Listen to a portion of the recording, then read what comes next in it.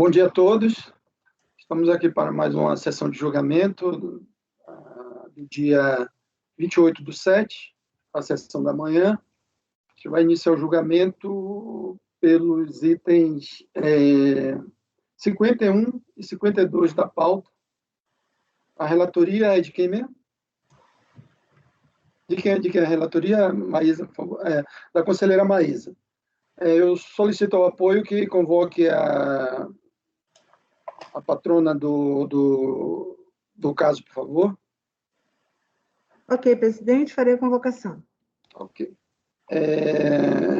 Antes da gente começar, eu queria corrigir. Ontem a gente não estabeleceu quem era o redator do voto vencedor do Barcelona.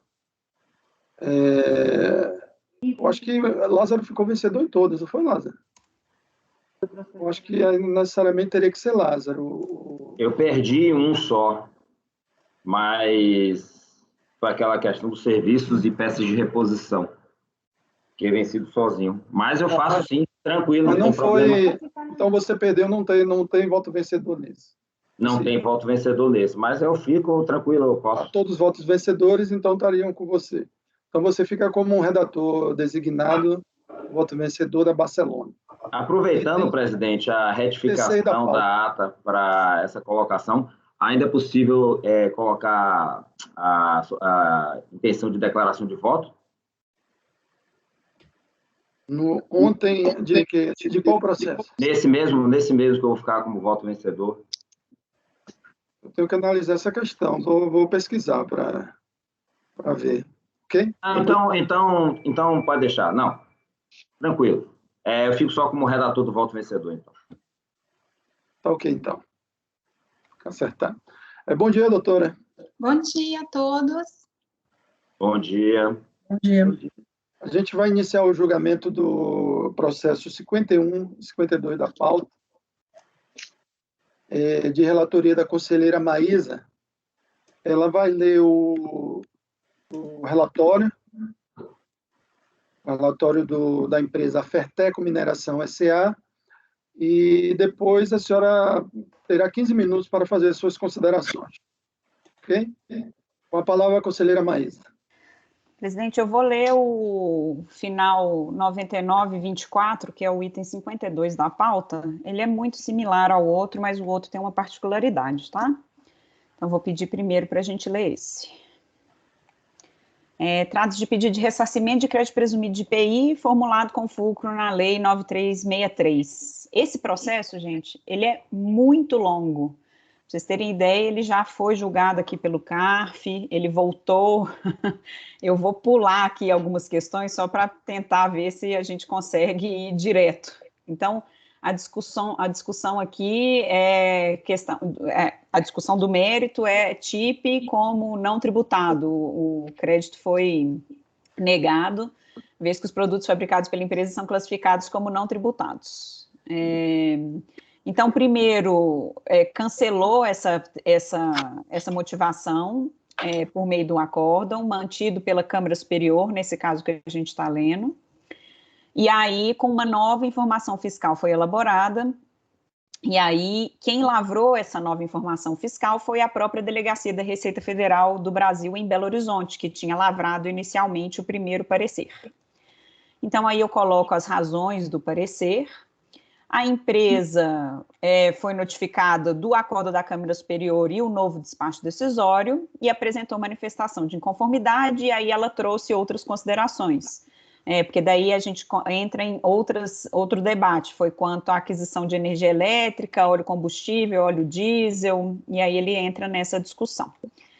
Depois foi julgado pela DRJ de Juiz de Fora, veio aqui para o CARF, e o CARF entendeu que nesse acórdão 3403.002.904, que a informação fiscal que tinha sido proferida pela DRF em Belo Horizonte, ela seria nula, porque ela seria uma autoridade incompetente depois que teve a incorporação da Ferteco pela Vale S.A. E aí, quem seria responsável seria a delegacia lá no Rio de Janeiro. Então, eu coloco aqui as razões do acórdão, que ele trouxe o desenvolvimento da razão pela qual ele entende que a competência seria da Delegacia da Receita Federal do Rio de Janeiro. O contribuinte não foi intimado desse acórdão, quem foi intimado foi só a Fazenda Nacional, e a Fazenda Nacional manifestou expressamente a não interesse em apresentar recurso. E depois disso, ele foi encaminhado direto para a delegacia no Rio de Janeiro. Lá, eles fizeram uma nova informação fiscal, e aí o que tinha sido concedido pela delegacia de Belo Horizonte foi cancelado pela delegacia do Rio de Janeiro pelo fato de não ter documentos. Então, a delegacia de Belo Horizonte não fala em questão documental, e só que o do Rio de Janeiro solicita a documentação de novo para o contribuinte, e o contribuinte fala que não tem mais aquela documentação, e aí, por isso, o despacho veio por falta de prova. Então, eu coloco aí de novo a fundamentação para vocês. Ele fala que não tem como, a delegacia do Rio fala que não tem como aproveitar aquela da delegacia de Belo Horizonte. Enfim, não vou entrar em detalhes aqui, porque eu acho enfim, pelo menos a questão, eu não entraria nesses detalhes, mas qualquer coisa eu coloco aqui para vocês, e a patrona também pode colocar na sustentação oral. Intimado do novo despacho decisório, a empresa apresentou a manifestação de inconformidade. Então, nesse ponto que a gente entra, a gente está analisando o novo despacho decisório proferido pela Delegacia do Rio de Janeiro. E aí, a manifestação de conformidade foi apresentada, e aí a empresa, inclusive, fala que o estabelecimento detentor do crédito, apurado de forma descentralizada, estava estabelecido na cidade de Ouro Preto, em Minas Gerais, e por isso que estaria equivocado o acórdão do CARF, o 3403-022-904, porque, na verdade, a jurisdição correta estaria, sim, no estado de Minas Gerais. O acórdão da DRJ fala que ele não tem competência para modificar o acórdão do CARF, falando que ela não teria essa competência mesmo para alterar, e que não teria o direito creditório por falta de prova. Intimada dessa decisão, a empresa apresentou recurso voluntário, alegando em síntese que ela não foi cientificada do teor do acórdão 3403, não tendo sido oportunizada a apresentação de qualquer recurso em face dessa decisão, que há documentos acostados aos autos que comprovam a validade do crédito, em especial o DCP, né, o demonstrativo de crédito presumido, e a DIPJ do período, e essa DIPJ teria que ser considerada por causa da homologação, e a atualização do crédito. E, em seguida, os autos foram direcionados ao Conselho e ao relatório, presidente.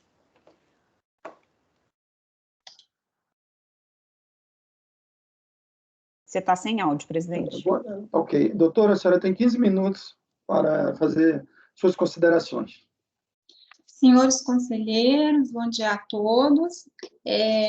Eu gostaria de estar salientando inicialmente que esses são dois processos bem similares, relacionados a crédito presumido de IPI.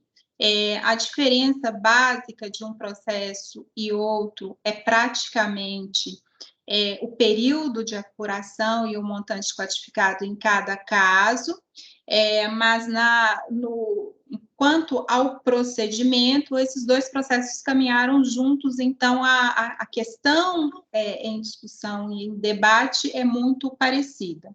Tá? É importante estar salientando também que, no caso específico, que inicialmente os pedidos de ressarcimento haviam sido indeferidos em razão da contribuinte ser exportadora de mercadoria não tributada, esta parte já está vencida no processo. A contribuinte ela logrou êxito na ocasião perante o então segundo Conselho de Contribuintes, no sentido de que a empresa exportadora de mercadoria não tributada também faz jus ao crédito presumido de IPI. Então, nesta parte, o processo, digamos, essa discussão já está encerrada por um acórdão transitado e julgado e confirmado perante a Câmara Superior.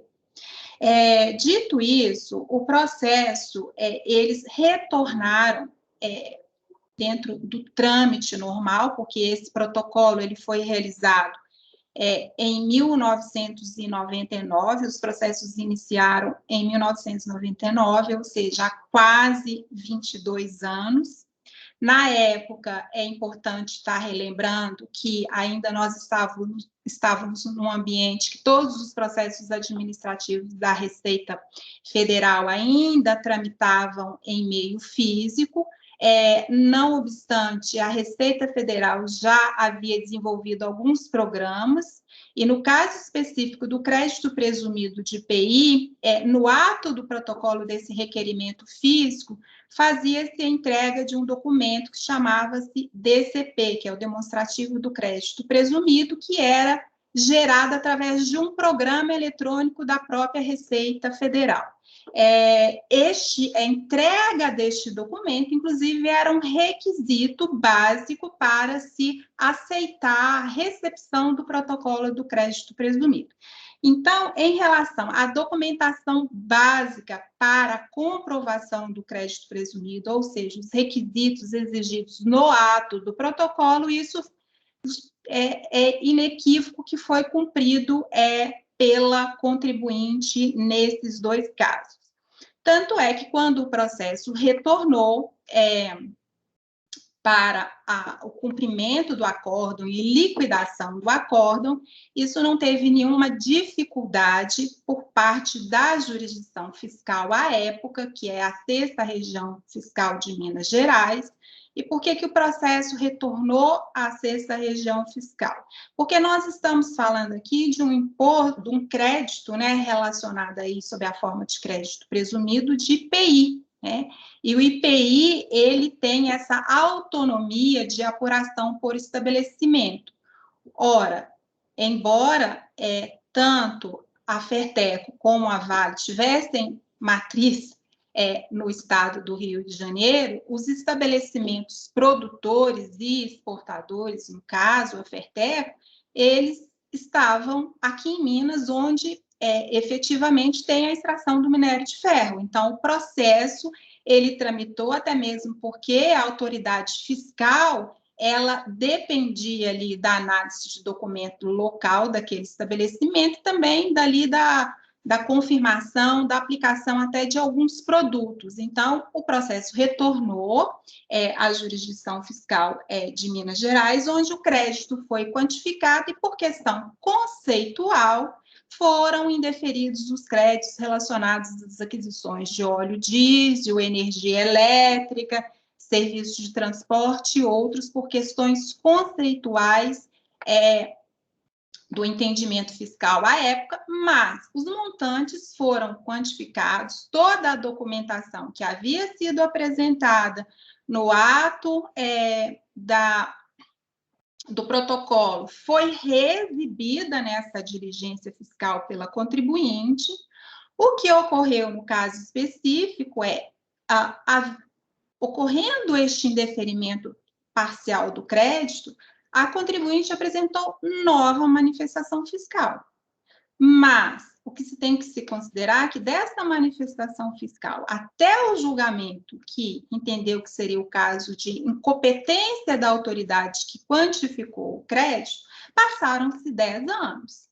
Então, quando este processo novamente baixou em diligência, passados mais de 10 anos, inclusive da exibição dos documentos e quantificação, a contribuinte não tinha mais toda a documentação solicitada pela fiscalização à época, mas ela justificou, olha, esses documentos já foram exibidos. E aí tem uma questão, porque o processo, ele tramitava em meio físico, e por algum motivo, no momento da digitalização desse processo, porque ele teve um momento que a Receita Federal converteu todos esses processos físicos para o processo digital, eletrônico, parte da documentação não foi para o processo, mas isso não é culpa do contribuinte, né? Então, diante disso, a contribuinte entende que não pode ser exigida essa reexibição de documentos que já haviam sido apresentados no processo, né, para a quantificação do crédito. Além disso, para a quantificação desse crédito, não há nenhuma necessidade pontual de estar exibindo os documentos que foram solicitados pela fiscalização do Rio de Janeiro, porque já se passaram quase 20 anos dos fatos, todas as informações necessárias para a apuração do crédito, qual sejam as receitas de exportação, os custos de produção, são todas as informações que a própria Receita tem no seu banco de dados em função da entrega, na época da própria DIPJ. Então, não existe motivo para se condicionar aí a reexibição de documentos de informações que a própria Receita detém. Então, é totalmente impertinente por dois fatores. O primeiro, a anulação do trabalho que já tinha sido realizado pela auditoria fiscal da 6ª Região Fiscal, uma vez que o estabelecimento detentor do crédito estava em Minas Gerais. Então, observada a autonomia do estabelecimento, o auditor ele era competente para auditar ali o crédito daquele estabelecimento na sua jurisdição fiscal. E, num segundo momento, há também um equívoco aí no processo, no sentido de determinar que a contribuinte reexiba documentos que já haviam sido apresentados e que a Receita tem já todas as informações para aferir a base do crédito, e até mesmo porque, embora alegada a incompetência do auditor fiscal, não se pode colocar em terra a boa-fé do trabalho que ele realizou, porque o que ele já fez, embora por questão formal de incompetência, o que ele já levantou de dados e informações no processo, e isso não retira a boa-fé do trabalho que foi realizado já no processo. Então, o processo já reúne todas as informações para o seu regular julgamento. E a contribuinte, com isso, espera que essa decisão que anulou a quantificação do crédito, ela seja revista e revogada, tendo em vista aí a autonomia dos estabelecimentos e a competência da jurisdição fiscal do local onde o estabelecimento detentor do crédito, e ainda que ultrapassada esta questão, é que o crédito seja quantificado com base nas informações já levantadas e constantes dos autos do processo, que são, sim, suficientes para quantificar e julgar aí o direito do contribuinte, restando aí controverso tão somente os créditos relacionados à energia, óleo diesel, serviços de transporte e outros. Então, com base nesses fundamentos, a contribuinte espera que, passados 22 anos, que essa questão se resolva, esperando que o seu recurso voluntário seja provido, seja para anular o julgamento que anulou a quantificação do crédito, mas, ainda que mantida essa anulação, que se determine que o crédito seja apurado com base nas informações que já foram apresentadas pela contribuinte no processo e com base nas informações também em declarações já apressadas da Receita Federal e homologadas.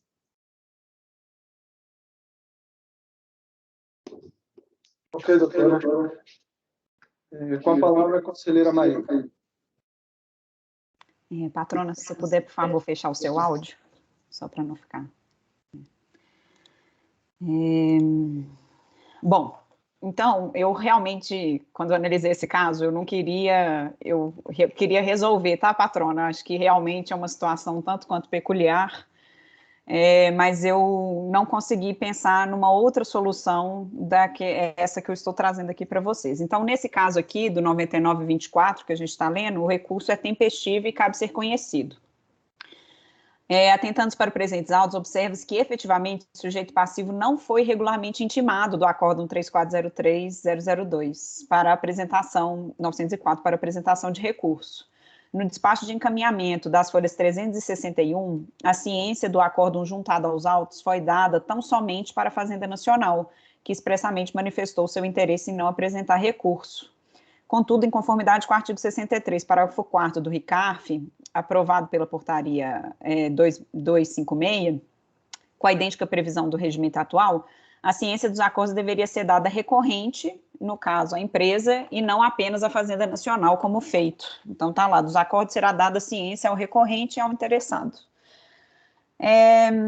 Então, aqui eu estou desenvolvendo essa situação, né, pelo fato da gente ter uma possibilidade daquele acórdão do CARF ser eventualmente reformado pelo próprio CARF. Eu entendo que aqui a gente não pode reformar esse acórdão, porque não foi interposto o recurso cabível, que é ou o embargo de declaração ou o recurso especial. Então, eu acho que essa situação ela é um tanto quanto atípica, porque ele realmente não foi intimado, então ele não foi oportunizada a possibilidade dele falar, por exemplo, isso, que o estabelecimento detentor do crédito é de Minas Gerais, que foi uma questão que não foi analisada lá no acórdão. Então, ele fala lá, considerando as contradições em relação aos... Eu coloco aqui, né? Esses são os recursos passíveis de ser apresentados pelo sujeito passivo para buscar a reforma do acórdão, em especial considerando as contradições em relação aos fatos que envolvem a incorporação apontados pela recorrente seu recurso voluntário. Assim, a contribuinte ter deixado de ser intimado do referido acordo acabou por lhe prejudicar severamente a defesa, por não ter tido a oportunidade de apresentar o recurso cabível sobre a validade da informação fiscal nele anulada de ofício.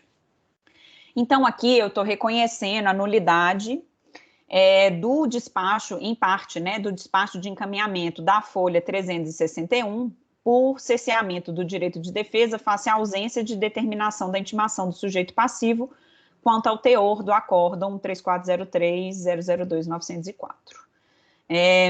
para que seja oportunizada a apresentação de recursos. E aí, aqui nesse caso, porque que eu entendo? A gente não tem uma nulidade que vai prejudicar o próprio ato que já foi praticado pela Delegacia do Rio de Janeiro, nem o outro. Então, é uma situação tanto peculiar. Então, com base no parágrafo 2º do artigo 59, eu estou colocando essa parte aqui de o que eu acho que deve ser feito para sanar essa situação. Então, eu acho que cabe ser determinada a prolação de despacho de encaminhamento específico, determinando a intimação do sujeito passivo do teor do acórdão para apresentação dos recursos cabíveis. Entende-se, contudo, que essa nulidade não atinge automaticamente os demais atos proferidos no presente processo após a prolação do acórdão, não cabendo se falar aqui em nulidade dos atos praticados pela Delegacia Especial da Receita Federal de maiores contribuintes no Rio de Janeiro, como consequência do referido acórdão. De fato, o acórdão permanece válido no presente momento, sendo inicialmente mantidas as peças processuais proferidas após sua prolação, considerando que é possível que o contribuinte não apresente os recursos no prazo regimental, ou mesmo que esse conselho possa eventualmente entender na apreciação dos recursos pela manutenção integral de seu teor. Para regular o prosseguimento do presente processo, entendo que cabe aqui tão somente a determinação de intimação do sujeito passivo. Com a regular intimação da empresa e sendo apresentados os competentes recursos, são duas as hipóteses. Caso esse conselho entenda por manter o acórdão e a correspondente nulidade da informação fiscal, o processo se encontra em situação para julgamento, vez que já elaborado um novo despacho decisório pela delegacia entendida como competente e já julgada a manifestação de conformidade com o oferecimento do recurso voluntário tempestivo pela empresa. Por outro lado, caso esse conselho entenda por reformar o acórdão, no sentido de entender que a informação fiscal da Delegacia de Belo Horizonte é válida, cabem ser desconsiderados todos os atos decorrentes daquele acórdão, com a prolação de novo acórdão por esse CARF, enfrentando as questões de mérito aventadas pela recorrente no recurso voluntário tempestivo, apresentado às folhas, aqui no caso, 295 a 313, em face do acórdão da DRJ. Não obstante o desejo dessa relatora seja de resolver definitivamente o presente processo, que já se estende por tempo excessivo, entendo que, à luz do devido processo legal previsto no Decreto 7235, não cabe a esse colegiado, nessa oportunidade, avaliar a reforma daquele acórdão diretamente, como pugnado pela empresa em seu recurso, para eventualmente reconhecer aqui que a informação fiscal proferida foi válida. Cabe ser seguido regular trâmite processual administrativo para oportunizar a empresa apresentar os competentes recursos para a reforma da decisão. Aí aqui eu estou colocando que essa proposta está de acordo com o artigo 283 do CPC, que trata do erro de forma do processo, considerando a possibilidade dos demais atos já proferidos serem aproveitados, vez que praticados observando o contraditório e ampla defesa. Então, o erro de forma do processo acarreta unicamente a anulação dos atos que não possam ser aproveitados, devendo ser praticados os que forem necessários a fim de observar as prescrições legais. Então, ante o exposto, eu voto no sentido de dar parcial provimento ao recurso voluntário para reconhecer a nulidade em parte do despacho de encaminhamento das folhas 361, face à ausência de intimação do sujeito passivo do acórdão 3403.002.904, para que seja a empresa devidamente intimada do referido acórdão na forma do artigo 63, parágrafo 3º do RICARF, com abertura de prazo para que, querendo, apresente recursos cabíveis para a reforma na forma do artigo 64. Embargo de declaração e ou recurso especial. Não se declara nessa oportunidade a nulidade dos demais atos processuais proferidos com fulcro no referido acórdão, vez que poderão ser devidamente aproveitados oportunamente no presente processo na forma do artigo 283 do CPC de 2015. É como voto, presidente. E aí, só uma particularidade, como a gente está julgando os dois processos juntos. O 9924, o recurso voluntário é tempestivo. No 9970, o recurso voluntário é intempestivo, mas eu, de ofício, entendi, porque como a gente teve uma nulidade que prejudicou uma nulidade do despacho, né, que prejudicou o contraditório e ampla defesa, eu entendi que isso é uma matéria de ordem pública, então eu trouxe uma preliminarzinha, no caso do 9970, de que nesse caso é uma matéria de ordem pública,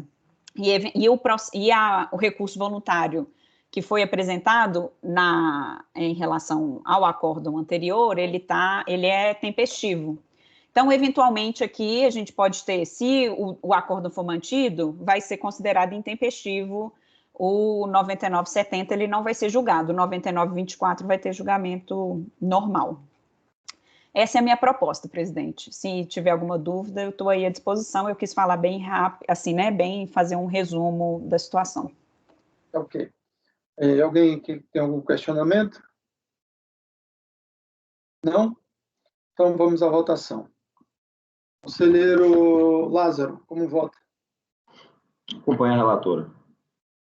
Conselheiro Silvio Renan, como vota? Com a relatora. Conselheira Cíntia, como vota? Com a relatora. Conselheiro Marcos Bosch, como vota? Com a relatora. Conselheira Renata Bilim, como vota? Acompanho, presidente. Conselheira Thaís, como vota? Acompanho. Eu também acompanho a relatora. Então, acordo os membros do colegiado, por unanimidade de votos, em dar parcial provimento ao recurso voluntário para reconhecer a nulidade em parte do despacho de encaminhamento das folhas 361, em face da ausência de intimação do sujeito passivo do acórdão 3403.002.904, para que seja a empresa devidamente intimada do referido acórdão na forma do artigo 63, parágrafo 3º do RICARF. Sustentou pela recorrente a doutora Cláudia Horta de Queiroz, OAB MG, né, patrona? Patrona? MG 63 378. Eu só estou com uma dúvida em relação ao 9970. O resultado é o mesmo? Não, eu vou só ler ele aqui diferente, porque eu reconheci de ofício do 9970. Tá, ok. Vou só pegar ele aqui. O 9970 vai ser acordo dos membros do colegiado em reconhecer de ofício a nulidade no presente processo em face da ausência de intimação do sujeito passivo do acórdão 3403.002.903, para que seja a empresa devidamente intimada do referido acórdão na forma do artigo 63, parágrafo 3º do RICARF. e a sustentação também é a mesma. A intempestividade vai estar no corpo do acórdão, tá, patrona? Ciente, obrigada. Ok, obrigado, doutora. Bom dia a todos. Bom dia. Um abraço. Tchau, doutora. Tchau.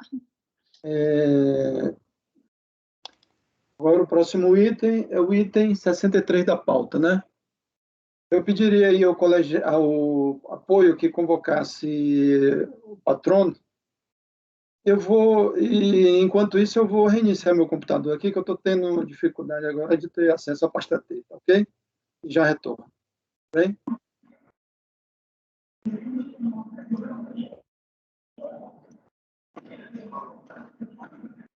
Ok, farei a convocação. Pedro. Ih, eu acho que ele já saiu. Eu queria ler os que saíram de pauta.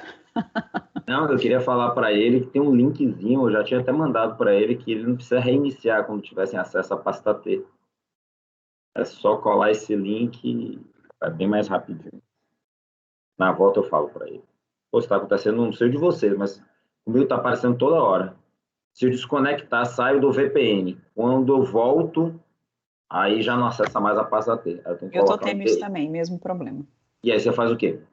Eu tenho que reiniciar o computador. Ah, então vou mandar no grupo para todo mundo, então.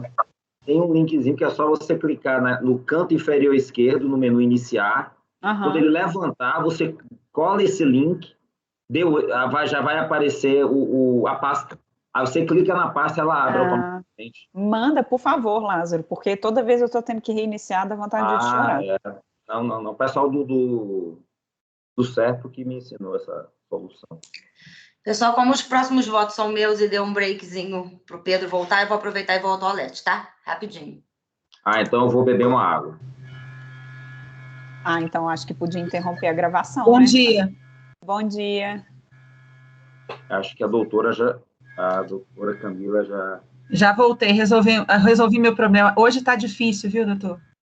Tudo bem, doutora Camila? Hoje está bem difícil a minha tecnologia aqui, viu? Né? Tudo bem, você? Joia demais. Tá diferente, Camila.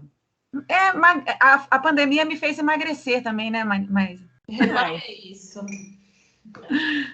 Você pintou o cabelo? Eu tô achando que seu cabelo tá diferente. Ou é a cor que tá dando um reflexo? Será? Tá meio vermelhado? Eu acho que é a luz. Eu achei que você tá ruiva. Não, menina, não tô não. Então tá. Eu tô descabelada aqui com as tecnologias de hoje. Pronto, rapidinho, tô aqui já.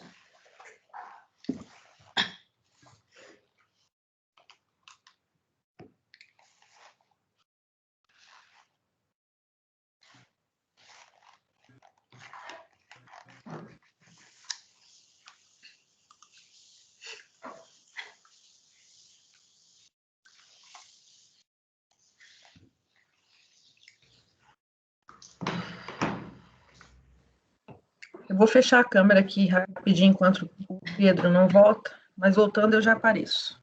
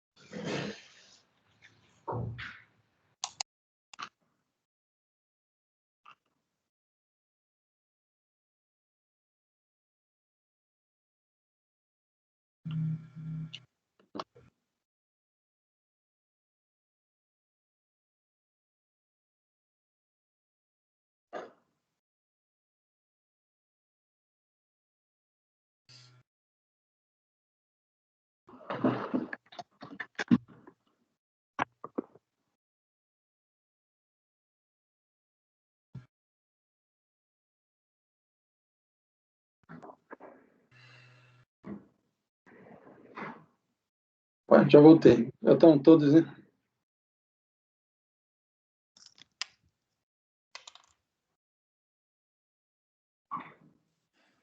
Bom dia, doutora. Bom dia. A gente vai iniciar o julgamento do item 63 da pauta, Schultz S.A. e relatoria da conselheira Renata Bilin. Perfeito. Ela vai ler o relatório e depois a senhora terá 15 minutos para fazer a sua sustentação oral. Presidente, eu levanto uma questão, inclusive para a avaliação da doutora Renata. Os 3 processos, eles são um decorrente do outro, tá? Assim, no nosso entendimento. Então, farei só uma sustentação oral para os 3, se a doutora Renata não se impor. Não, sem problema nenhum. Inclusive, presidente, são 3 propostas de resolução. Então, doutora, costume nosso. Tá ótimo. Proposta de resolução, a senhora abrir mão da sustentação oral, que será garantido quando o processo retornar. E caso a senhora tenha alguma sugestão a fazer no conteúdo da resolução, a senhora pode falar depois. Não, a doutora Renata foi perfeita, é isso mesmo. Uma das coisas que nós pediríamos exatamente, caso não fosse provido o recurso, que os processos fossem baixados em diligência. Eu acho que o contribuinte verifica a necessidade, sim, com certeza. Ok. Tem uma particularidade, Renata. Tem uma particularidadezinha ou outra nos processos, mas eles praticamente são idênticos com relação às razões de decidir. Então, eu queria ver com a patrona se eu poderia ir direto à proposta. Claro que sim. Eu vou ventilar todos os argumentos do relatório para não ficar repetitivo. Pode sim, claro, doutora Renata, fica à vontade. Se o presidente estiver de acordo, e inclusive a patrona, eu poderia ir direto às razões. Porque senão fica... Se houver necessidade, a gente volta aqui, mas eu acredito que não. Vamos lá. Então, o recurso é tempestivo, preenche os requisitos de admissibilidade, dele resultando do seu conhecimento. Entendo, contudo, pela necessidade de conversão do presente processo em diligência para verificação da validade e montante do crédito pleiteado pelo sujeito passivo. Aqui é um caso de pedido de ressarcimento transmitido em 27/4/2007, visando ressarcimento de crédito de IPI apurados em segundo trimestre de 2006, no valor de R$ 2.014.291, com vinculação a declarações de compensação com débitos SL e R, que somados alcançariam um montante de R$ 1.580.495,30.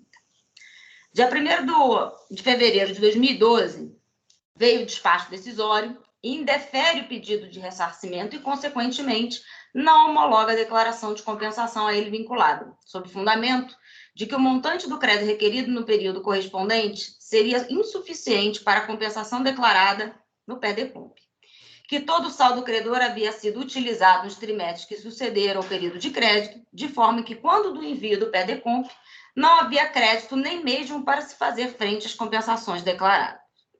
Em manifestação de conformidade, a contribuinte explica que a autoridade fiscalizadora se equivocou quanto da tipificação do enquadramento legal, caracterizando, portanto, a nulidade absoluta da autuação, já que prejudicou na busca dos elementos suficientes para precisar a real motivação de sua homologação das compensações efetuadas e, consequentemente, exercer o seu direito de defesa. No mérito, busca demonstrar os erros cometidos pelo auditor ao realizar a recomposição do crédito pleiteado, o que fez por meio do cotejo analítico entre as informações constantes no demonstrativo de apuração do saldo credor ressarcível, que acompanha o despacho decisório, e as informações dos seus registros de livros de apuração do IPI, do qual teria sido possível extrair que a causa efetiva para o indeferimento do pedido de ressarcimento foi o montante designado pelo fiscal como saldo credor do período anterior, que inauguraria os cálculos para aferição do crédito apurado no período, que, segundo o mesmo, estaria zerado.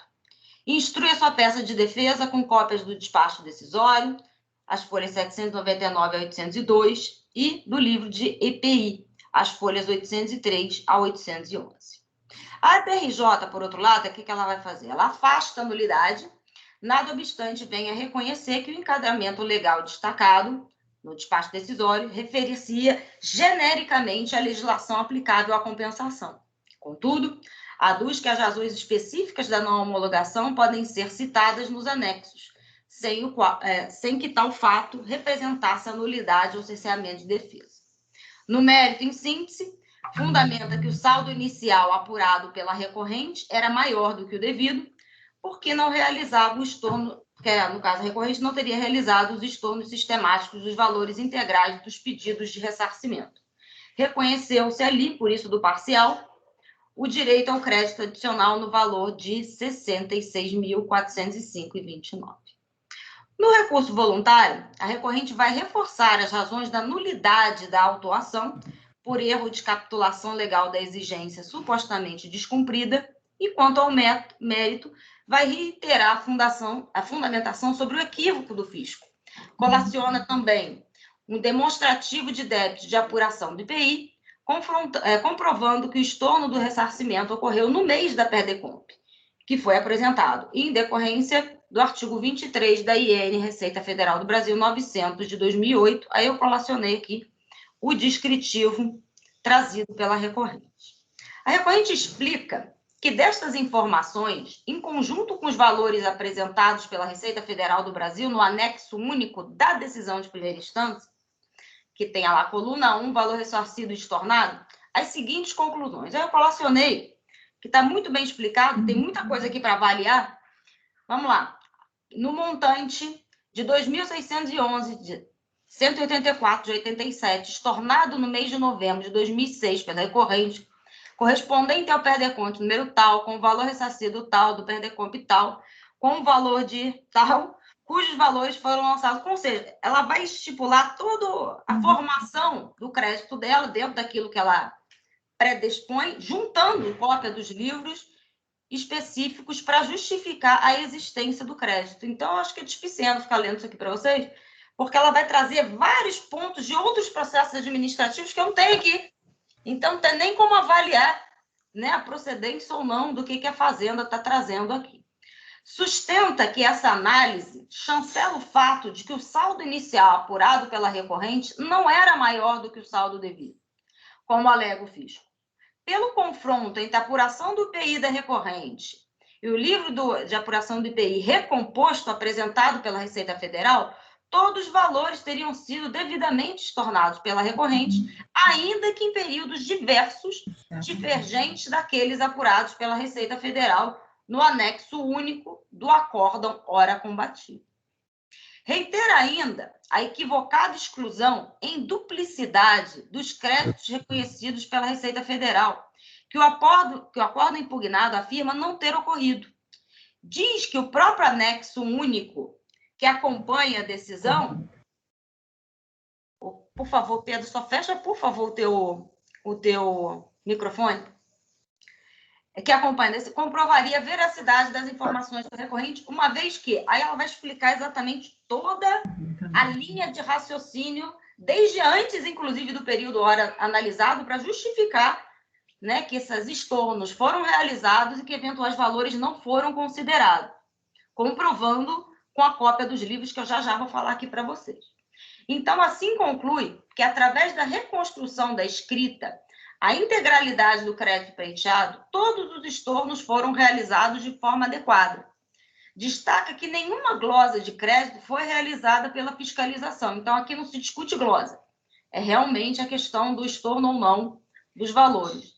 De modo que a totalidade do crédito requerido pela recorrente teria sido reconhecido, que no total seria R$ 2.014.209,01. E não somente o direito reconhecido no acórdão recorrido no montante de R$ 66.405,29. Pede, então, a procedência do seu recurso e reitera a necessidade da baixa dos autos em diligência para a efetiva análise dos documentos juntados e dos argumentos trazidos pela recorrente. E junta-se, então, aos autos em recurso voluntário o livro do IPI, as folhas 860 a 889 e toda a planilha de apuração refeita, as folhas 858 a 859, justificando toda essa reanálise que ela explica nas razões do seu recurso voluntário, que já teriam sido avaliadas também em manifestação. Como se vê, é fato incontroverso que a questão posta em debate tem como conteúdo exclusivamente probatório. No caso dos autos, o contribuinte figura como titular da pretensão de declarações de ressarcimento e declarações de compensação. Como tal, possuiria o ônus da prova do fato constitutivo, impeditivo ou extintivo de seus direitos. Em outras palavras, caberia ao sujeito passivo fazer, então, a prova com documentos hábeis e idôneos com relação à existência do direito de crédito pleiteado. Então, aqui eu faço um pequeno introito sobre a prova, que aqui eu vou dispensar a vocês a leitura, que eu vou explicar como é que é a prova, que é admissível, inclusive, em recurso voluntário, pelo princípio da verdade material. E aí eu peço a vocês que vá ali na próxima página, quando, então, depois desse introito, onde se conclui que o julgador administrativo de ofício poderia determinar a produção de prova até o julgamento do processo. Com muito mais razão, deveria acolher qualquer requerimento probatório até a tomada de decisão. Em que pese a decisão recorrida, a parte sublinhada, tenha afastado a comprovação carreada pela contribuinte, entendo que as alegações da interessada e elementos de prova trazidos não só em sede de manifestação de conformidade, como em recurso voluntário, devem ser apreciados pela autoridade administrativa de origem. Ademais, é importante destacar que somente se acha nos autos a cópia do despacho decisório e seus anexos com planilhas, conforme se vê as folhas 799 a 802. Porém, a decisão recorrida remete-se a um relatório de fiscalização constante do arquivo, provavelmente não paginável em PDF, dentro do processo final 2011-14, disponível na página da Receita Federal do Brasil da internet, sendo que, em relação ao presente trimestre, somente houve o relativo... Eu estou transcrevendo parte do relatório e da própria decisão recorrida com relação ao saldo credor do trimestre anterior. Sendo certo que não se encontra nos autos a cópia desse relatório, nem tampouco as folhas atinentes àquele PA referido, destacando-se que os conselheiros do CARF não têm acesso aos sistemas da Receita Federal do Brasil. Da mesma forma, faz referência ao termo de verificação e encerramento de procedimento fiscal, citando parcela do seu conteúdo, porém tal termo também não se encontra nos autos de referido processo. Aliás, foi com base nesses elementos que se afastou a alegação de nulidade do despacho decisório lá na decisão recorrida. Essa conselheira não tem como avaliar as informações nela contidas, já que não tem acesso aos sistemas da Receita Federal, nem constam nas suas respectivas cópias nos autos deste feito, o que prejudica a análise dos argumentos de defesa quanto à avaliação de fato da nulidade ora perseguida. No corpo do voto da decisão de piso, por várias vezes cita-se o relatório fiscal contido em dois PAs, final 2011-14 e 2011-82, remetendo-se a fatos que não são analisados na cópia crua do despacho decisório que consta nos autos, ora atacado. Aí eu fiz aqui para vocês um pequeno compilação da decisão recorrida, mostrando a alusão a esses respectivos processos e folhas de processos que não constam neste processo aqui. No caso aqui, a decisão recorrida, ela vai falar, de fato, os processos final 2011-14, 2011-82, constou o relatório da fiscalização conforme esclarecido naquele relatório, o respectivo de todos os ajustes efetuados pela recorrente. Mas isso aqui não tem nos autos. Foram 3 as infrações cometidas. O despacho decisório só fala de estorno. Aqui a decisão vai falar de 3 infrações, que eu não sei de onde tirou isso. Conforme claramente se deduz do relatório. Erro no controle dos saldos. Aí ele vai falar creditamento em aquisições de optantes pelo Simples e creditamento de empresas. O despacho decisório não fala absolutamente nada sobre isso. Talvez exista no tal do relatório que não tem aqui nos autos. As razões, então, isso ainda é nas palavras do acórdão recorrido. As razões por que cada ajuste foi efetuado foi claramente exposta no relatório, sendo elas suficientes para o entendimento do pleno procedimento fiscal. Não tem nos autos esse pleno entendimento para me fazer entender e chegar, eventualmente, às mesmas conclusões. Aí depois ele coloca, ademais, o fundamento que é mencionado no despacho decisório é uma referência genérica, essa parte é importante, à legislação que trata do direito de crédito e não fundamenta a referida infração. Praticamente aqui afirma que há um erro de calculação, mas ao mesmo tempo não reconhece de acordo com o que diz o termo de verificação que não consta nos autos. E por essas razões ele afasta o vício de erro de capitulação e afasta a nulidade. No tocante ao mérito, mais uma vez, a fiscalização transcreve parte desse relatório da fiscalização, que também não consta nos autos, fazendo alusão aos processos final 2011-82 e 2011-14. E aí, no finalzinho, ele coloca que, de acordo com a apuração relativa nos processos ora em conjunto, somente nos 2 processos já citados houve a glose. Então, ela vai misturar. Talvez naquela oportunidade em que ele avaliou, aí eu estou elucubrando, tá? Nem está escrito isso aqui. Talvez o relator da DRJ tivesse julgando várias situações e tivesse acesso àqueles dados para prolatar aquela decisão. Só que agora isso não acontece aqui, eu não tenho esses elementos nesses autos. Desta forma, a ausência desses elementos e documentos implica um julgamento deficitário a prejudicar o contribuinte ou mesmo o poder público, motivo pelo qual devem ser juntados aos presentes autos. Quanto ao saldo de crédito, a DRJ conclui que esse saldo estava incorreto, porque os valores objeto dos pedidos de ressarcimento dos pedidos anteriores não foram integralmente estornados pela interessada. Por outro lado, a contribuinte relata que efetuou o estorno no mês em que o PER foi apresentado, conforme o artigo 23 da IN 900/2008. Diz que todos os valores foram devidamente estornados, porém em períodos divergentes daqueles apresentados pela Receita Federal, conforme o anexo único do acórdão ora combatido. Desta forma, tendo em vista que a decisão remete-se a outros processos e documentos estranhos a esse procedimento, aliado ao fato da aparente divergência de informações e dos elementos esclarecidos e documentados apresentados pela recorrente, me parece suficiente para permitir a ela que tenha uma adequada análise do direito de crédito pela entidade originária.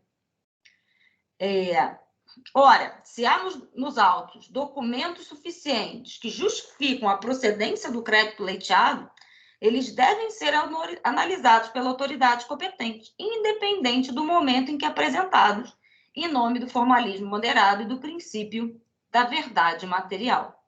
Desta forma, uma vez que o contribuinte trouxe aos autos robusta documentação que sugere a existência do direito de crédito, além de todas essas questões que não constam nos autos desse processo, entendo que o processo não está apto para ser julgado nesse exato momento. Então, em respeito ao princípio do direito constitucional da ampla defesa e contraditório, busca da verdade material, é cabível oportunidade à recorrente uma melhor análise do seu direito pela unidade de origem. Importante também destacar que não cabe ao CARF suprir deficiência institutória, ainda que em sede de compensação. Observa-se que a autoridade de origem não se pronunciou sobre os documentos juntados pela recorrente manifestação de conformidade, nem tampouco recurso voluntário, o que pode impactar diretamente na apuração daqueles valores ora pleiteados.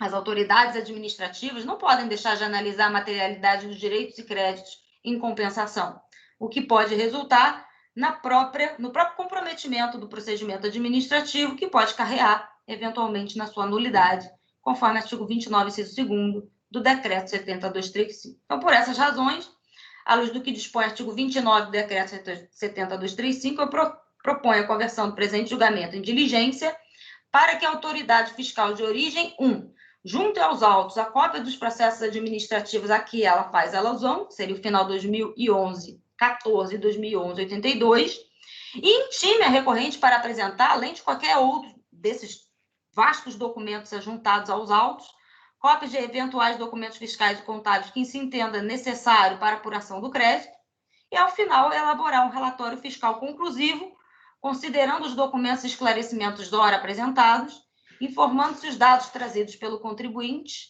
aos autos estão de acordo com sua contabilidade, no caso aqui os livros de IPI, veiculando a análise e contabilidade do crédito e a possibilidade de reconhecimento do seu reconhecimento nos presentes autos. Concluída a diligência, oportunizar a recorrente o prazo de 30 dias para se manifestar, retornando os autos a julgamento. Então, é assim como propõe a presente diligência, presidente. Tem alguma dúvida, pessoal? Conselheiro Lázaro? Renata, estou aqui abrindo o processo aqui e estou dando uma olhada no acórdão da DRJ e no despacho decisório. Aí eu vi que o seu voto, né, sua proposta de resolução, está aqui de acordo com o acordo da RJ. Mas quando eu vou no recurso voluntário, no despacho decisório, eu queria te pedir que você me orientasse. É folhas 814, né? Espera aí que eu vou buscar aqui de novo.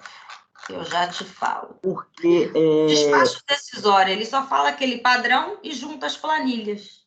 Não tem esse termo de verificação fiscal, não tem o relatório, que são vários processos. O que eu estou vendo é um descasamento entre o acórdão da DRJ e o despacho decisório. Não sei se eu estou enganado aqui, não estou conseguindo verificar direito, até se os colegas até puderem dar uma olhadinha, porque o que tem na fundamentação aqui? Está na página 814. Achou aí? Despacho decisório está 799 a 802. 799 a 802. Espera aí, então vamos lá, espera aí. É o processo de final 2011-25? Exatamente. Eu vou abrir junto com você aqui, que eu tenho a cópia. Se vocês quiserem, eu coloco direto também lá na pasta para vocês outros. Tá. Estou abrindo aqui, então. Então está na manifestação, está em um documento aqui, manifestação de inconformidade. Mas está dentro da manifestação, porque esse processo aqui é bem bagunçado. Não tem a origem, tudo bonitinho, não tem. Então, o despacho decisório, eu só tenho acesso a ele porque ele juntou-se junto à manifestação de conformidade. Senão, nem a ele eu teria acesso. Não tem aqui. Tá. Não, é o mesmo. Perfeito. É o mesmo que está na folha 814. Tá. O que é que diz ali na fundamentação? Analisadas as informações, o valor do crédito solicitado, 2.014.000, crédito reconhecido, 0. O valor do crédito reconhecido foi inferior ao solicitado em razão dos seguintes motivos. 2 pontos. Constatação de utilização integral ou parcial na escrita fiscal do saldo credor passível de ressarcimento em períodos subsequentes ao trimestre em referência, até a data da apresentação da DECOMP. Informações complementares estão disponíveis na página da Receita. Não fala aqui nesse relatório de fiscalização. Provavelmente o relatório está aqui. No despacho decisório consta exatamente aqui que eu coloquei ele para vocês. Está dizendo aqui, cadê? Deixa eu só achar. Constatação, dentro do despacho mesmo, no item 3 da fundamentação. Constatação de utilização integral, conforme você leu. Informações complementares de análise do crédito disponíveis na página da Receita Federal. Isso não consta nos autos. É porque não tem. Não tem essa informação complementar. Isso aqui é um despacho padrão. O que é que acontece aqui? Quando você vai nas páginas seguintes, por que que tem essa mensagem? O que é decidido aqui? Por vezes, o que seria o normal de se esperar? O contribuinte apura o seu saldo credor em um determinado trimestre. Sim. E, encerrado o trimestre, logo em seguida apresenta o seu pedido de ressarcimento de compensação. Por vezes, por motivos que, enfim, só cabe ao contribuinte, ele leva um tempo até apresentar esse pedido de ressarcimento ou essa DECOMP. 6 meses, 1 ano, enfim. Desse período transcorrido entre a apuração e a entrega efetiva, que é a data de transmissão da DECOMP, quando essa DECOMP, esse pedido, ele é recebido no sistema da Receita, o sistema, quando emite despacho decisório, ele verifica, nesse intervalo de tempo, houve utilização do crédito, porque o que é que acontece? O saldo do período anterior, ele não é 0.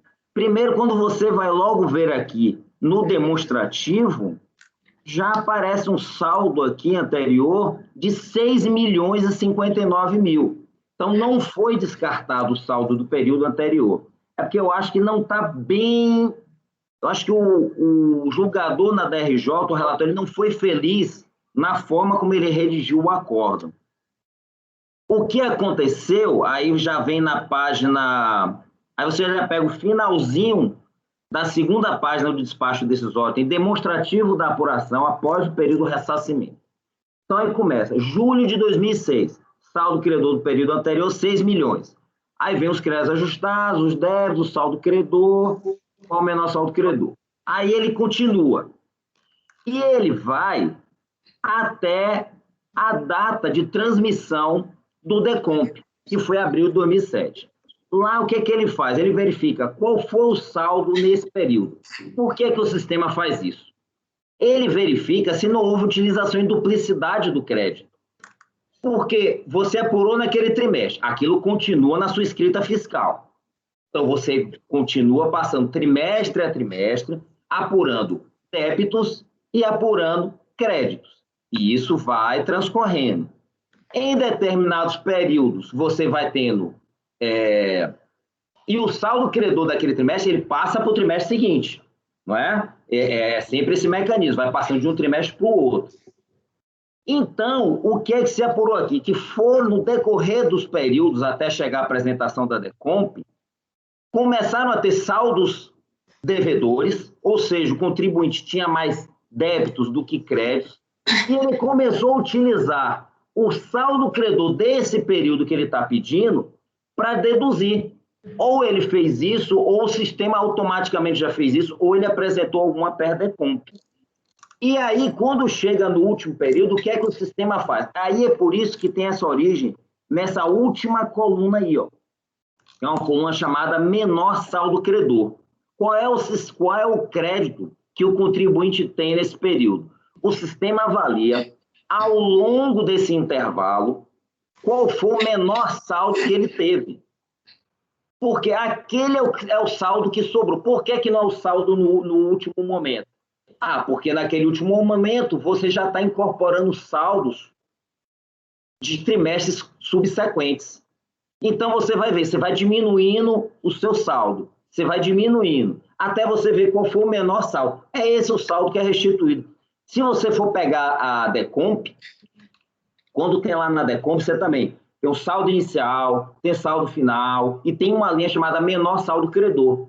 O saldo que o valor que o contribuinte tem direito a ressarcimento ou restituição para fazer a compensação é esse menor saldo credor, que é o mesmo que está no despacho decisório.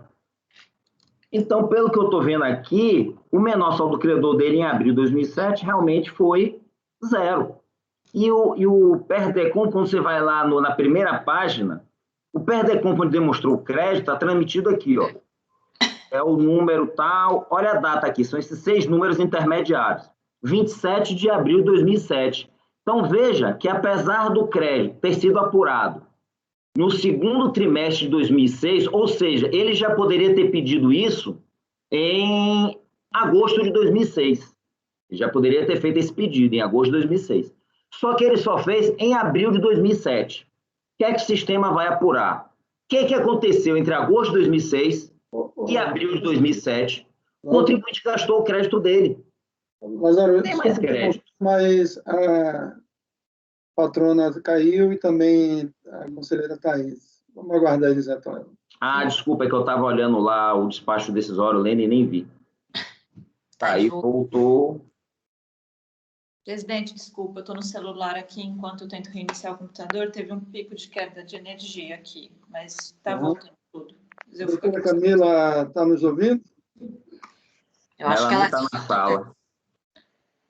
Aí acho que a senhora seria bom você afastar um pouquinho o celular. A gente só está vendo muito pouco de você.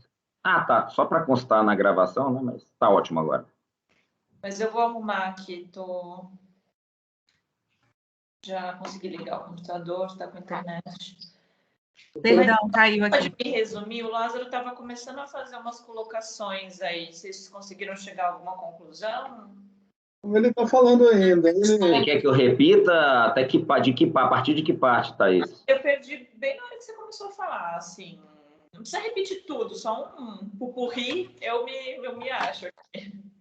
Não, é um processo, ele é recorrente, esse tipo de despacho decisório ele é muito comum aqui. Na verdade, o que eu estava falando é que eu acho que o acórdão da DRJ ele não foi muito feliz na sua redação, e aí acabou atrapalhando as conclusões da conselheira Renata. Quando você vai ver o despacho decisório, Thaís, página 814, que é o mesmo que está na 799, Você vê que o que é que acontece? Ele apurou esse crédito no segundo trimestre de 2006, é o que ele está pedindo. Então, a partir de agosto de 2006, ele já poderia ter pedido esse crédito. Conselheiro Lázaro, posso só fazer uma colocação de fato? Pois não, Camila.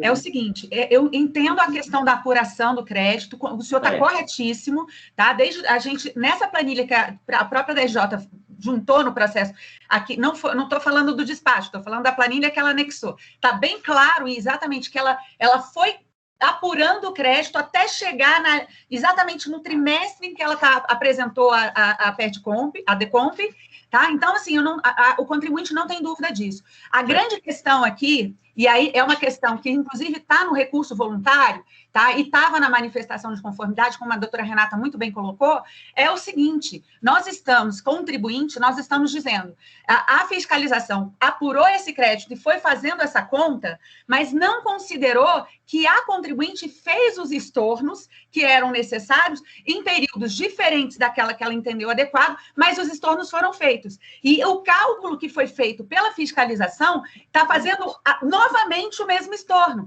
Daí porque o crédito, quando é indicado na linha do começo do trimestre em que eu vou usar, ele está menor do que ele deveria estar.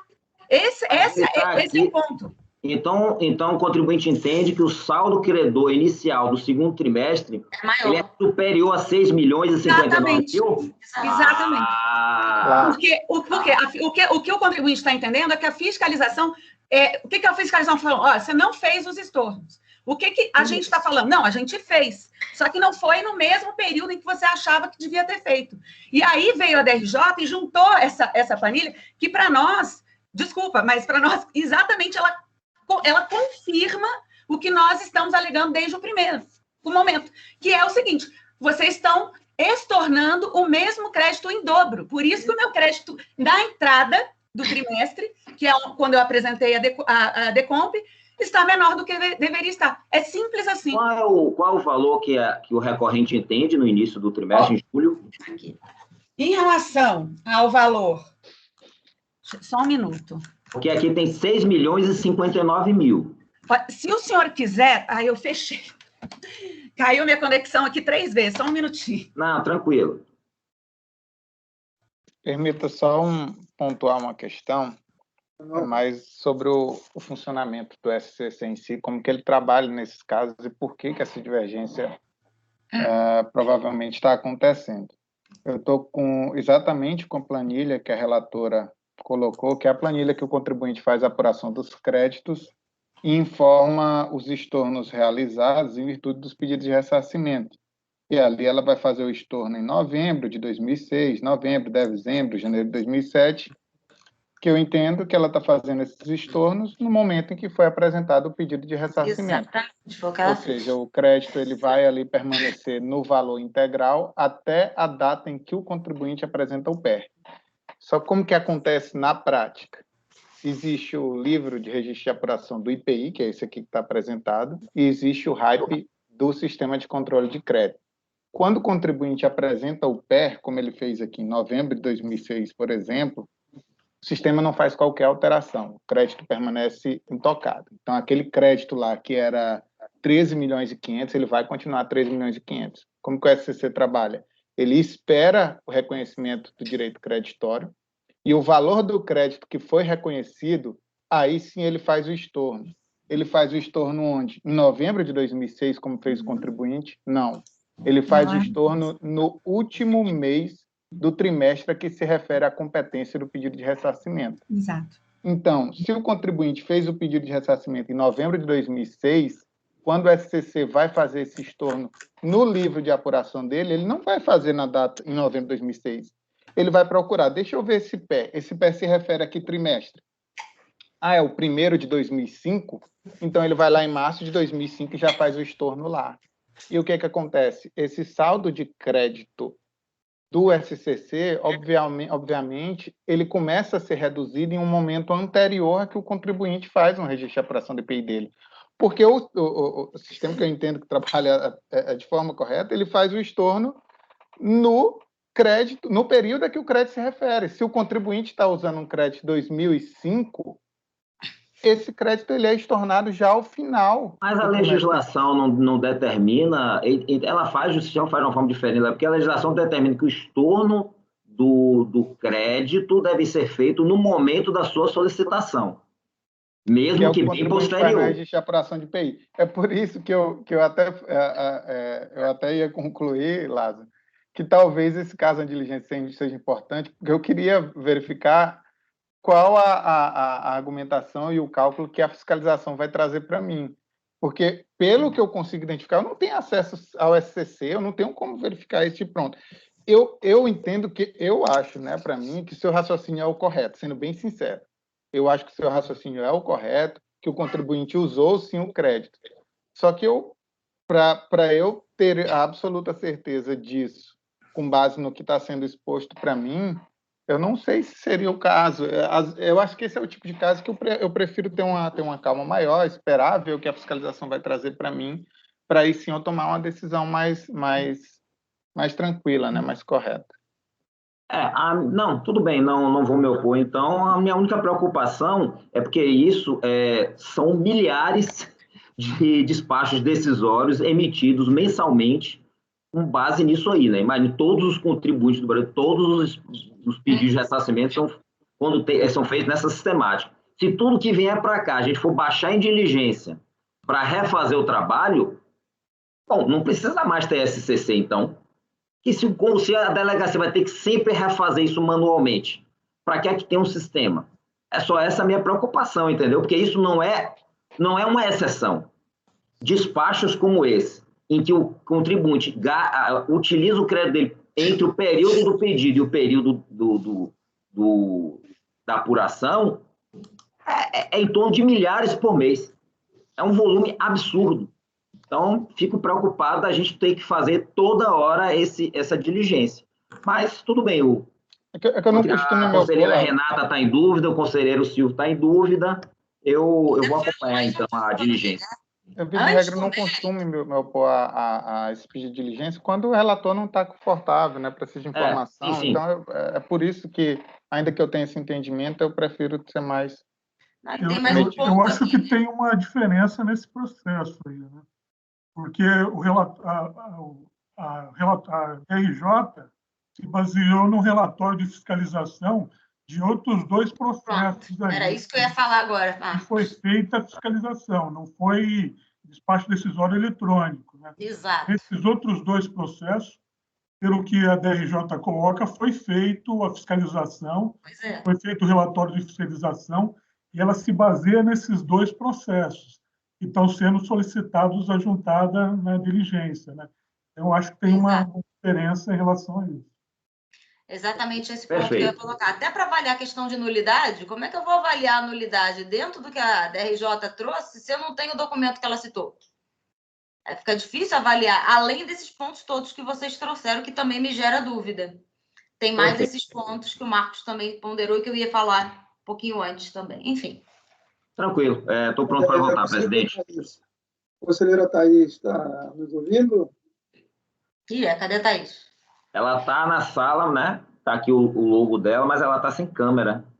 Não é isso? O que é que tem? TL aqui, ó. Acho que ela está... acho que ela está aqui, exatamente. Você está aí, Thaís? Está com áudio, Thaís?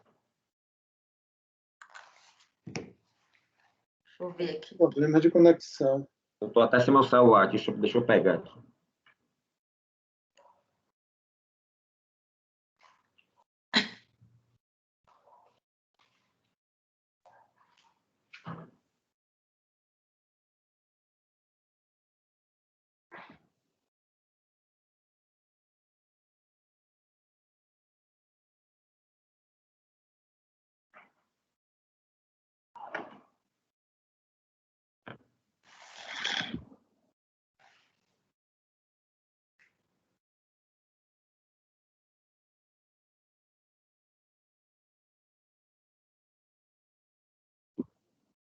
Mandei aqui uma mensagem para ela.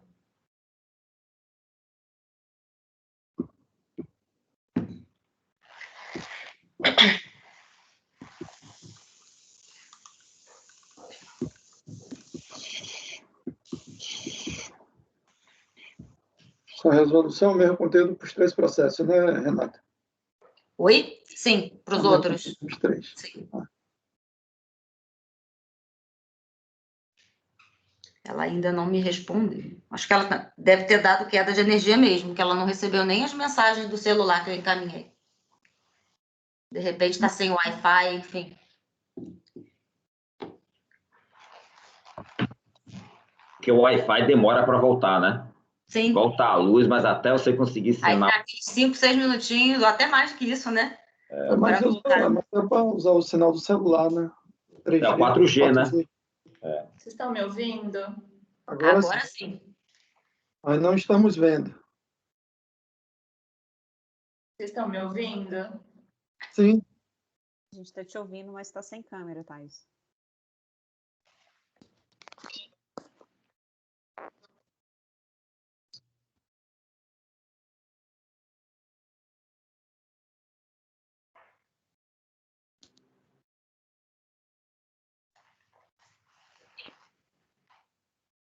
Caiu a energia de novo, Thais? Eu não estou ouvindo a gente. Estão me ouvindo? Sim, e você está ouvindo a gente? Estão me ouvindo? Estamos, e você? Você ela não está ouvindo a Estão gente, me ouvindo agora?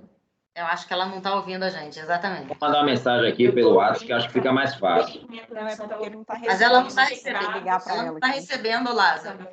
Eu mandei Porque ela está pelo celular, né? tiquezinho, sem que a pessoa tenha recebido.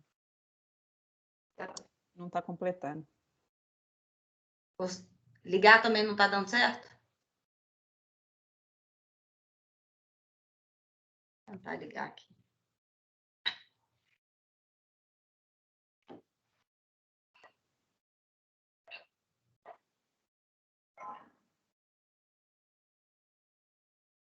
Ué, o celular realmente dela, né? Não está pegando a... Tentou ligar também? Não. Presidente, a Thaís está comigo aqui no telefone falando que vai acompanhar a diligência, porque ela está arrumando ainda aqui. Não sei como que ficaria. Você tá ouvindo aqui ela falando, Thaís? Vocês estão me ouvindo? Estão me ouvindo a voz, né? É. Tá, eu consegui acompanhar. Não, você não, peraí. Vocês estão ouvindo? Eu vou acompanhar a relatora na proposta de diligência. Tá. Ok. Vamos pôr em votação, então? Tá ótimo. Enquanto isso, você vai... Beleza. Beijo. Conselheiro Lázaro, como vota? Acompanha a relatora. Conselheira Maísa, como vota? Acompanhe, presidente. Conselheiro Silvio Renan, como vota? Com a relatora. Conselheira Cíntia, como vota?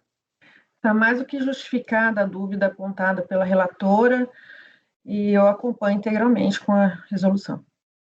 Conselheiro Marcos Borges, como vota? Acompanha a relatora. Conselheira Renata Benin, como vota? Eu sou a relatora. Desculpe. Conselheira Thaís já se pronunciou a favor da resolução. E eu também voto com a relatora. Então, muito obrigada, conselheiros. Resolve os membros do colegiado, por unanimidade de votos, converter o julgamento do recurso de diligência nos termos do voto da relatora. Acompanhou o julgamento pela recorrente a doutora Camila Gonçalves de Oliveira, ABDF 15791. Muito obrigada, conselheiros. Muito bom revê-los e espero que a gente esteja presente em breve. Obrigado. Uma boa semana. Tchau.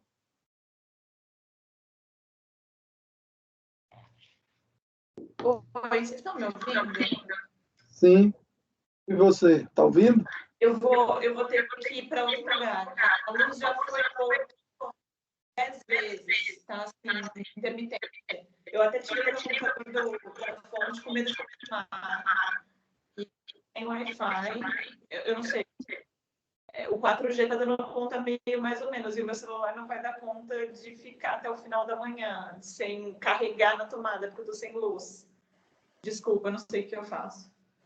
Seu notebook seu notebook está cheio? Está carregado? Deixa eu ver aqui. Mas ela não consegue abrir os votos. Eu estava acompanhando a reunião nele. Nem o processo. Eu tinha tentado entrar no Teams nele mais cedo e não Você tinha. tem que carregar seu celular com Eu não tô. notebook também. Eu não estou no e-mail, tem o link. Vocês vão ter que me ditar o link, eu acho. Thaís, você está conseguindo acessar a internet pelo 4G? Tudo. Ela não está nem ouvindo, né? Você está ouvindo a gente? Não, né? Lázaro, ela está com 4G. Mas ela não está ouvindo, né? Você vê que ela não responde. A gente fala, ela não responde. Thaís, está ouvindo? Não estou conseguindo ouvir. Aí, pronto. Não. A gente deixa, coloca na ata, o que é que eu sugestão? A gente tem um outro, não temos mais videoconferência, né?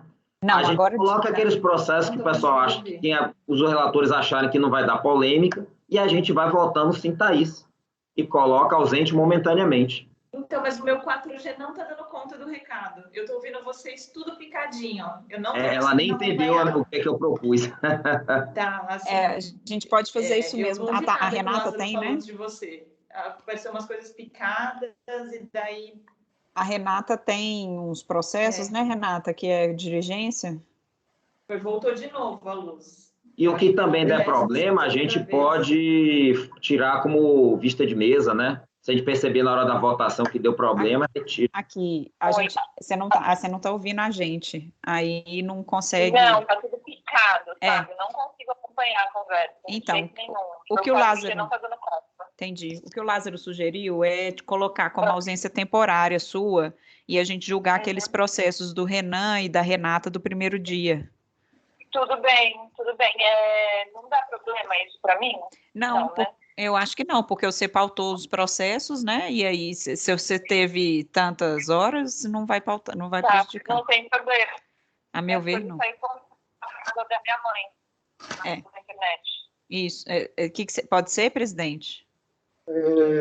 Então, voltou a energia na casa dela ou não? Ela não voltou ainda. Voltou a energia, só que está muito intermitente, então ela está com medo até de queimar o computador dela. Ela disse que vai para casa da mãe, não é isso? Isso, aí ela vai lá na casa da mãe dela. Chega lá? Quanto tempo você demora para chegar lá, tá? Então tá sentada em outro lugar meia hora, vai. Meia hora. Então, a gente pode julgar aqueles processos da Renata, presidente, aqueles do primeiro dia, o do Renan, que não vai ter muita discussão. Tem, Renan? Eu prefiro julgar esses do segundo. Eu acho que é mais tranquilo. Então. Então, a gente vai julgar os que o relator acha que não vai ter discussão, tá? Isso. E se julgar as resoluções da Renata e dar um intervalo de 10 minutos, é o tempo de combinado. Ela chegar. Tá bom, obrigada. Nada, um beijo. Se der algum problema em alguma votação, eu peço vista de mesa. Tá bom. Vamos fazer isso, então. Ela vai ajeitar nas coisas lá. Então, querem fazer os da Fresênio? 15 e 16? Eu vou só ler, então... eu vou só ler os processos que foram retirados de pauta, só para a gente ter aqui todos enquanto... Ô, Maísa, já nesse, acho que, por toda essa confusão, acho que já nesse processo agora já era bom colocar a ausência momentânea dela, né? Não, ela votou, né? Ela votou. Tudo bom. Ela votou. Beleza. Então, os processos que foram retirados de pauta agora da manhã. O 48, Vale S.A., o 49, Vompar, de minha relatoria, o 50 da relatoria da Cíntia, Vompar, o 53, HNK da Cíntia, o 54 de minha relatoria, Indústria de Cosméticos, e deixa eu ver se tem mais algum, só. A sustentação oral não tem mais hoje, né? Não, hoje não. Ela também não fica prejudicada porque ela já participou da votação do seu processo, né, Maísa? Então, ela já participou, vai participar das 6 sessões. Isso. Também não vai ter problema. Exato. Então, presidente, você quer fazer os Companhia Canoinhas de hoje ou você quer ir para aqueles da Renata do primeiro dia? O de Renata de ontem, o Fresênio, né, Renata? Podemos fazer esses. Então, vamos para o item 15, item 15 e o 16. Da conselheira Renata. Fresênio Remocare Brasil Limitada. Podemos, então? A palavra é a conselheira Renata. Então tá, eu só vou pedir para vocês deixarem o som desligado, senão dá interferência aqui para mim, por favor. Então, na linha como a gente vem procedendo, como eu sempre faço o relatório dentro do voto, eu posso ir direto, então, ao voto, presidente? Que aí já vai facilitando também a nossa vida aqui, né? Bom, então, nos termos do relatório, que eu não li, mas, enfim, é tempestivo o recurso voluntário, ele preenche os requisitos de admissibilidade, resultando em seu conhecimento. Todavia, neste caso, entendo também que o procedimento deveria ser convertido em diligência para apurar adequadamente o crédito pleiteado pelo sujeito passivo. Aqui, mais uma vez, trata-se de conteúdo exclusivamente probatório, porém, diferente do caso anterior que a gente julgou agora, aqui é auto de infração, lá era pedido de compensação. Então, eu faço aquele mesmo introito com relação ao ônus da prova, explicando, né, que o momento adequado deveria ser na impugnação, todavia, caberia ao sujeito passivo também, por força do Código de Processo Civil, fazer a prova dos fatos impeditivos modificativos do seu direito, ainda que em auto de infração, o que não tira da fazenda o ônus de comprovar aquilo que venha a alegar. Coloque o momento adequado, seria a impugnação, todavia, em nome do princípio da verdade material, o CAR flexibiliza a juntada de documentos em recurso voluntário. Vai agora ali onde está em amarelo, pois então, vejamos. Posto isso, quero que está errado aqui. Posto isso, vejamos. Então, lembrando que aqui, que o caso a hora em análise tem por objeto a verificação da procedência ou improcedência de autos de infração, e não de pedido de ressarcimento ou declarações de compensação, sendo certo que, naqueles casos, cabe ao fisco a prova da existência dos créditos a gerar a glosa pretendida. Trata-se, então, de autos de infração à legislação tributária, visando a cobrança de créditos tributários de PIS e COFINS não cumulativos, referentes a períodos de outubro de 2003 a março de 2007, nos valores de 822.110,99, 790.384,45, por insuficiência de recolhimentos das aludidas contribuições, conforme folhas 91 a 116. De acordo com o relato fiscal, os valores declarados pela contribuinte e DCTF não refletiam as informações contidas em sua escrita contábil, motivo pelo qual foi realizado o lançamento da diferença apurada, diante da divergência encontrada. Em impugnação, as folhas 119 a 149, a contribuinte alega a falta de sustentação legal do lançamento de ofício, tendo em vista que a autoridade fiscal não analisou documentos que comprovariam a quitação do débito tributário. No caso, seria pagamentos e compensações, nem a natureza dos valores escriturados. No mérito, que se confunde com a preliminar, o contribuinte explica que se equivocou quanto da contabilização dos dados do PIS e da COFINS do período, assim como no preenchimento das DCTFs, o que levou o fisco a apurar as diferenças de recolhimento das contribuições, que serviu de base para a lavratura do auto de infração. Argumenta que os erros perpetrados não justificariam a desconsideração dos comprovantes apresentados, ainda que no curso da fiscalização, que se deu, no caso aqui, em 19 de dezembro de 2007. Aduz que o cruzamento dos valores dos registros contábeis e os comprovantes de quitação, DARFs e DECOMPs, resultariam na comprovação de que os débitos teriam sido ou quitados ou compensados. Apresenta no corpo da peça planilhas demonstrando o alegado e, junto aos autos, farta documentação em 2.000 páginas, demonstrativos, livro-razão, DARFs e DECOMPs, de folha 193 a 2.160. Por fim, aduz que foram realizadas exclusões da base de cálculo da contribuição ao PIS e à COFINS relativas à receita financeira, diante de autorização contida em decisão judicial favorável no mandado de segurança número tal, de COFINS, e no segundo mandado de segurança relativo ao PIS. A DRJ cancela parcialmente a autuação no tocante aos créditos de COFINS de novembro de 2004 e parcela de abril de 2005, e os créditos de PIS do período de abril de 2005 a julho de 2006. No restante, a autuação foi mantida, afastando-se as nulidades apontadas por entender ausentes os pressupostos do artigo 59 do Decreto 7235 e cumpridos os requisitos do artigo 10 do mesmo decreto. No mérito, a DRJ entendeu que a contribuinte não fez prova dos fatos alegados a justificar o pagamento de compensações alegadas.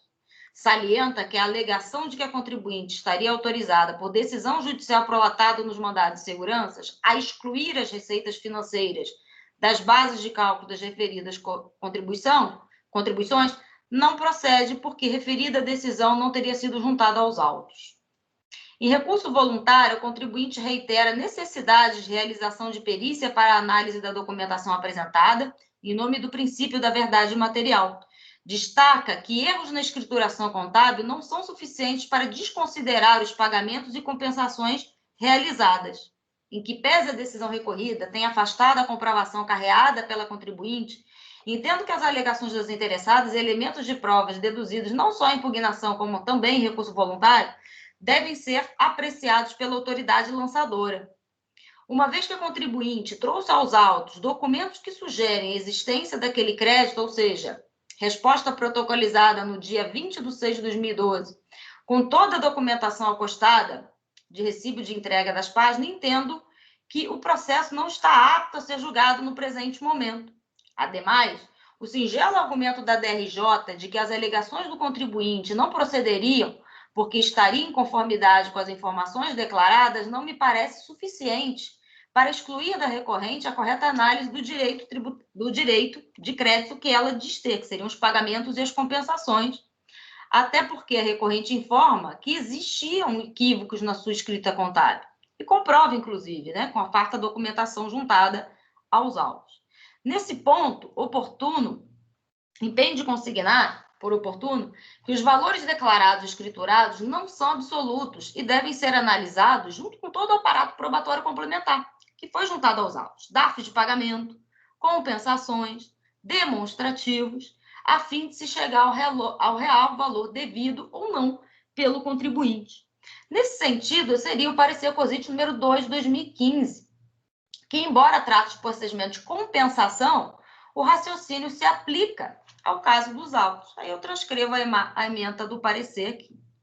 Ora, se há nos autos documentos que justificam a existência ou redução do crédito tributário exigido, eles devem ser avaliados pela autoridade competente, independente do momento em que apresentados. Aí, de novo, falando aqui do princípio da verdade material, formalismo moderado, é cabível oportunizar a recorrente uma melhor análise do seu direito.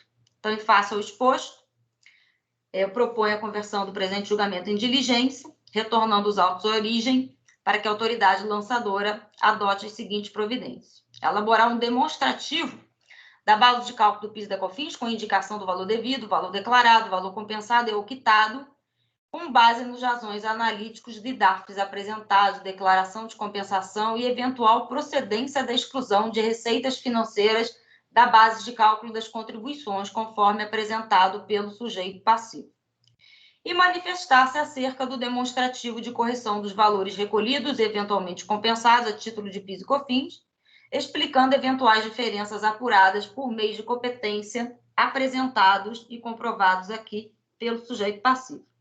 Intimar o sujeito passivo no prazo de 30 dias para apresentar a documentação e, por fim, isso aqui eu acho que deveria vir, confrontar as alegações do sujeito passivo com planilha anexada ao auto de infração e com um demonstrativo a ele elaborado no razão, conforme item 1 anterior. E depois intimar o sujeito passivo no prazo de 30 dias para apresentar eventual consideração e depois os autos retornarão ao CARF para análise e julgamento. É como propõe a presente resolução, presidente. Eu só vou inverter aqui os meus quesitos. Ok. Algum questionamento? Não. A conselheira Thaís está conseguindo ouvir a gente? Normalizou? Acho que ela está congelada. Ouvindo, ela está ouvindo. Ela até vai ter que falar aí, né? Congelada.